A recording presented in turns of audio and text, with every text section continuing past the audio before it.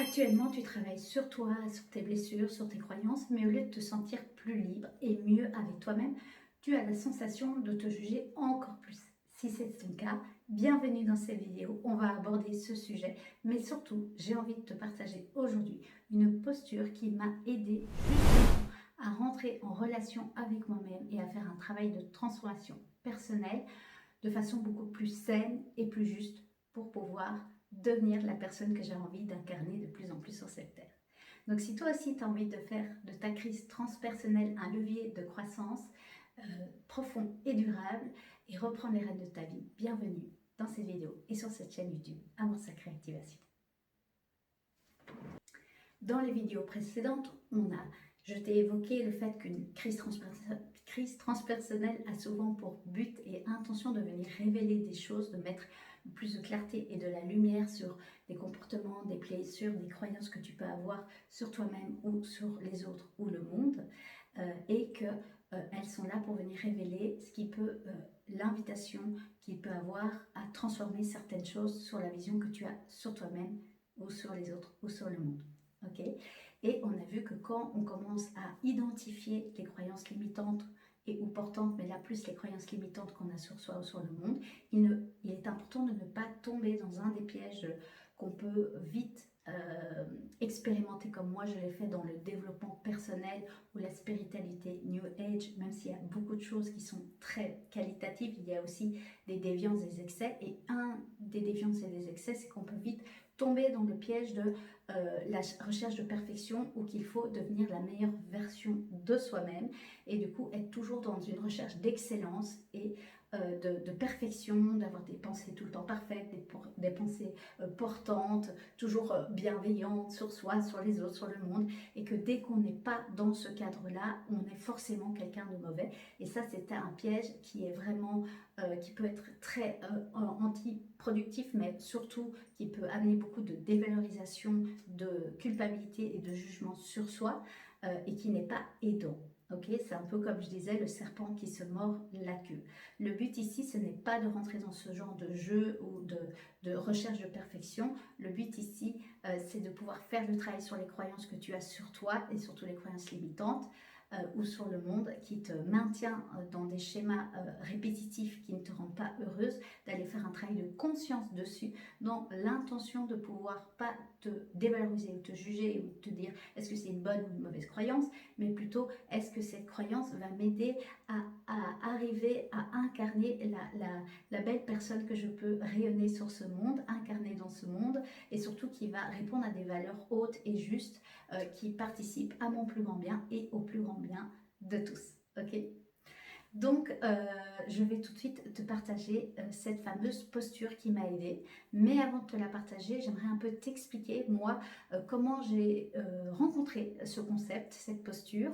Je vais dire, c'est quoi la posture? Un peu t'expliquer mon parcours en quelques phrases. Je vais essayer que ce soit court, mais si tu regardes mes vidéos, tu sais que j'aime bien parler, mais je vais essayer d'être concise. Et puis surtout, après t'avoir expliqué comment moi, je me suis entraînée à faire cette posture, et ce que ça a pu m'aider à faire dans ma relation, dans le travail transpersonnel que j'ai fait ces dernières années, et puis dans ma vie quotidienne, concrètement, te proposer de faire cet exercice chez toi et de t'entraîner aussi à toi, dès à présent, à incarner cette nouvelle posture qui va t'aider à voilà, faire le travail de conscience de soi, mais de façon plus saine et plus sereine.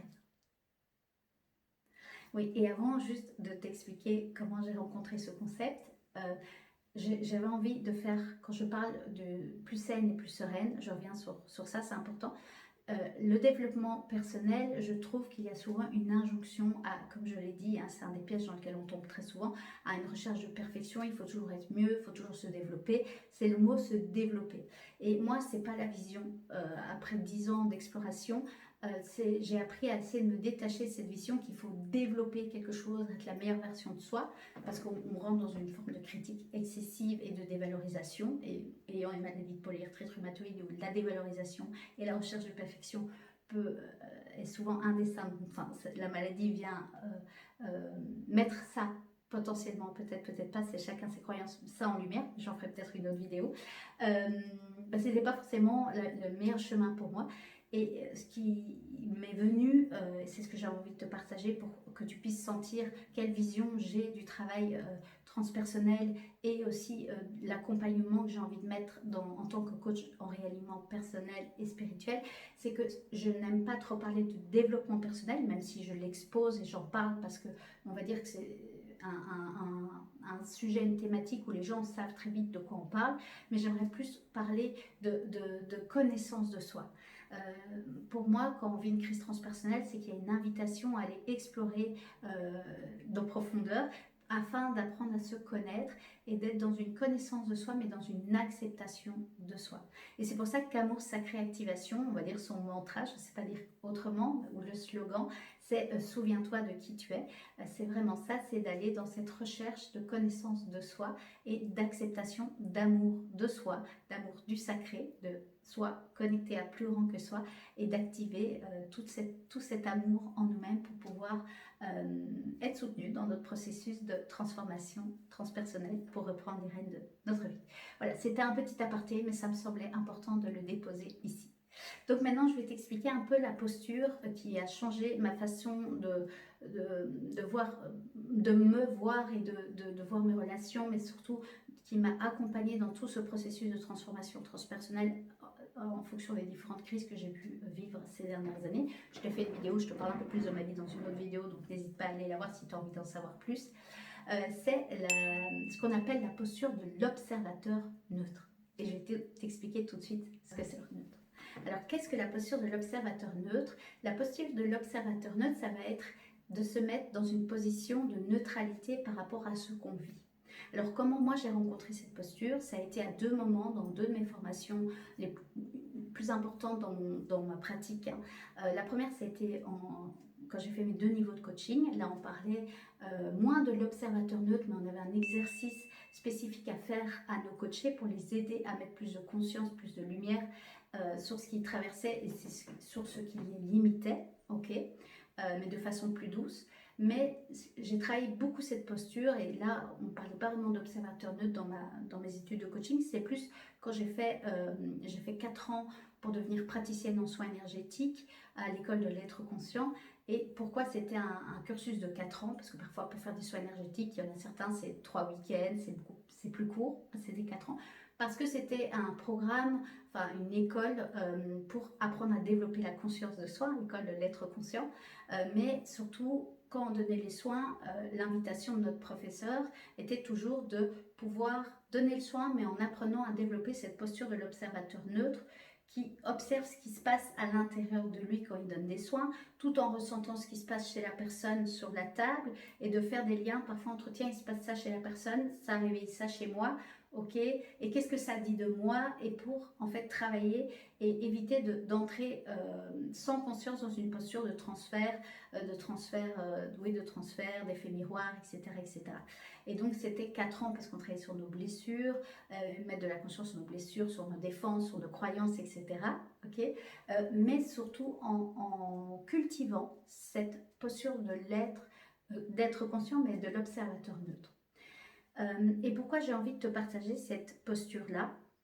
Parce que la posture de l'observateur neutre va éviter justement de tomber dans ce fameux piège dans lequel on peut tomber très rapidement quand on fait un travail sur soi ou de recherche comme le commun des mortels, la société appelle le développement personnel, même si moi je préfère dire la connaissance de soi et l'acceptation de soi. C'est qu'on peut tomber dans le piège, comme je l'ai dit en amont dans ces vidéos, de culpabilité, quand on se dit, ben voilà, en fait, oh, je me rends compte, j'ai fait l'exercice que Claudia Marcella m'a invité de faire la semaine passée, j'ai noté un peu les croyances que j'avais sur les hommes, par exemple, et je me rends compte, oh là là, tous les hommes sont des salauds, et tomber dans le piège, mais c'est pas bien d'avoir ce type de pensée, oh mais je suis pas une bonne personne, ah mais c'est peut-être pour ça que je rencontre de mauvaises relations, et là c'est rentrer dans ce fameux la déviance du développement personnel et de rentrer dans un état de jugement et d'aller nourrir, c'est qui est une posture qu'on a tous, qu'on peut tous avoir, un archétype qui vient se juger, se dévaloriser, mais c'est pas le but, c'est pas l'intention. Et donc en fait l'observateur neutre, moi ça m'a appris à, quand j'étais sur table et que j'avais des soins, à sentir tout ce qui se passait chez moi, donc à être plus consciente de ce qui se passe chez moi, émotionnellement, physiquement, etc. Mais aussi ce qui se passe chez l'autre, et puis parfois tu te dis, ah tiens c'est intéressant, là, il se passe ça chez l'autre, en fait, il se passe ça chez moi, ou tiens, ça me dit quelque chose, ça me rappelle quelque chose sur moi, l'effet miroir ou le transfert, la projection, etc. Mais de vraiment, pour pas tomber dans c'est bien, c'est pas bien, d'observer juste, de se dire je suis là comme un observateur neutre. Et ça m'a aidé du coup à aller plus loin dans la recherche et dans le fait, comme on dit, de gratter, parce que très souvent une croyance limitante provient de croyances limitantes plus profondes et ce qu'on appelle des croyances racines, qui sont vraiment la croyance de base qui fait que tu vas développer toute une série d'autres petites croyances qui va venir renforcer cette croyance racine. Okay. Et en fait, si tu tombes dans le piège de la dévalorisation, de la culpabilité, de la honte, du jugement, tu vas avoir tendance à vite fermer cet exercice-là. Hein. Je dis, c'est un exercice de fond, parfois profond. Tu vas avoir tendance à le fermer ou alors à te complaire dans le fait de te culpabiliser, de te juger. Et donc, ça va diminuer l'estime que tu as de toi et ça va venir que renforcer du mal-être. Et c'est pas le but, c'est pas l'intention. D'accord ? Et donc, voilà. Et donc, pour t'aider à continuer à explorer et juste apprendre à te connaître, ok, en essayant de te juger le moins possible, je vais t'inviter à faire cet exercice de l'observateur neutre. Maintenant, je vais t'expliquer les différentes étapes que tu peux faire pour apprendre à rentrer toi aussi dans cette posture d'observateur neutre. Parce que oui, c'est un apprentissage. Tu es totalement capable de le faire. Tu n'as pas besoin de faire 4 ans de formation pour pouvoir le faire. Ce qui va compter, c'est de te mettre dans l'intention d'être un observateur neutre et évidemment, la répétition de l'exercice, de la pratique va t'aider de plus en plus à facilement rentrer dans cet état, cette posture et cet état d'être. Donc, on va tout de suite voir les différentes étapes de l'exercice ensemble. Alors, pour pouvoir faire cet exercice de l'observateur neutre, ou en coaching, on appelle ça l'exercice des chaises, je vais t'inviter soit à prendre 2 chaises dans une pièce où tu es quand même au calme. Hein. Si tu n'as pas beaucoup de chaises chez toi, tu peux simplement prendre une feuille de papier blanche. Ok ? Donc, si c'est les chaises, tu mets une chaise où tu peux t'asseoir et tu vas mettre une deuxième chaise sur le côté. Donc, pas en face, sur le côté à 1 mètre ou 2. Ok ? Pas trop près de la chaise initiale où tu te trouves. Si tu n'as pas de chaise, tu mets une feuille de papier où tu écris juste moi et mon histoire et tu vas mettre une autre feuille de papier aussi sur le côté droit ou le côté gauche, c'est toi qui sens intuitivement. Et là, sur le papier, tu vas noter position observateur neutre. Ok ? Une fois que tu as mis ça, dans la première chaise dans laquelle tu vas t'installer, avec l'intention de juste raconter ce que tu vis actuellement, de difficile ou de challengeant, ou la situation sur laquelle le schéma, surtout, on va peut-être plus un schéma répétitif, hein, si c'est une relation de couple répétitive qui se termine mal ou ce genre de choses, une complication dans le fait de trouver quelqu'un, etc. Ça peut être le domaine du couple, ça peut être le domaine professionnel, tu sais ce que tu traverses. Mais tu vas te mettre donc dans cette intention de raconter ce qui t'arrive. Tu racontes, tu te parles tout haut, ok, d'accord, sans réfléchir trop à ce que tu dis. Dans un premier temps, je t'inviterais peut-être à mettre un timer de 1 minute, c'est court, on va dire 2-3 minutes, et tu peux aller jusqu'à 4-5 minutes et voir un peu comment ça se passe, et après, pourquoi pas augmenter si tu as besoin. Alors, dans le premier temps, dans la chaise où tu racontes ton histoire, il se peut que des émotions remontent parce que tu t'autorises à raconter ce que tu vis. Si c'est le cas, laisse remonter. Si c'est trop challengeant ou que tu sens que ça vient réveiller beaucoup de choses, n'hésite pas à te faire accompagner par un coach. Ça peut être par moi, mais ça peut paraître d'autres en fonction de là où tu vis, par d'autres personnes qui sont formées. Puisque c'est un exercice qu'on fait en coaching, avec des psys, avec les thérapeutes, potentiellement aussi, mais sans forcément te faire ce genre d'exercice. Enfin voilà. Mais donc, tu mets un timer et tu racontes. Si tu veux mettre sans timer, tu peux aussi tester. D'accord ? Voilà. Première étape, tu te mets dans la posture de je raconte ce que je vis comme situation répétitive actuellement dans ce domaine-là. Donc, tu racontes, voilà, il se passe ça, et tu parles et tu parles. Le timer sonne, tu poses le timer, tu te lèves, tu fais 3-4 pas et tu vas aller te mettre sur la chaise qui est sur le côté ou sur la feuille qui est sur le côté où il est écrit intention observateur neutre. Donc tu changes de cadre, ok. Alors moi je ne le fais pas, mais on imagine, je me lève, hop, j'ai pas mis de deuxième chaise, mais je pourrais peut-être le faire, et hop, je vais venir m'asseoir ici, position observateur neutre. Et dans cette position, moi je me permets de me remettre là pour que ce soit plus agréable pour moi, mais je pourrais peut-être le faire en vidéo avec vous, si c'est pas très clair, n'hésitez pas à me dire en commentaire. Dans l'observation de l'observateur neutre, tu vas simplement répondre à cette question. Ok, est-ce que toi, observateur neutre, tu peux me dire qu'est-ce que tu vois, quelle est la situation que cette personne que tu ne connais pas traverse et quelle croyance cela vient, quelle croyance peut être révélée ou quelle croyance est nourrie dans cette situation qui fait que la situation se répète encore et encore. J'espère que c'est clair. Tu te mets dans la position de l'observateur neutre et tu te poses cette question ou ces questions. Dis-moi, observateur neutre, qu'est-ce que cette personne traverse actuellement? Qu'est-ce que tu observes que cette personne traverse actuellement? Et qu'est-ce que cette situation vient révéler sur les croyances qu'elle peut avoir sur elle ou sur le monde qui vient nourrir ce schéma répétitif? Ok. Essaie déjà ces questions-là et simplement, quand tu es dans cette position-là, après avoir posé cette question à toi-même en tant qu'observateur neutre, naturellement, mais tu te mets vraiment dans l'intention. Tu parles tout haut. Ben, je peux observer que cette jeune femme-là a eu plusieurs relations amoureuses. Par exemple, c'est l'exemple que ça a toujours été un peu compliqué et qu'en fait, elle a toujours voulu être très présente pour son partenaire, s'occuper de son partenaire qui souvent souffrait ou était dans des difficultés émotionnelles et qu'elle donnait beaucoup, mais qu'elle se retrouvait toujours seule. Ah, et donc, quelle croyance ça vient nourrir? Ah, ben, ce qui me vient en tant qu'observateur neutre, c'est en fait, peut-être que cette personne a besoin d'être là pour son partenaire et a envie de sauver quelque part son partenaire de ses mal-être émotionnels.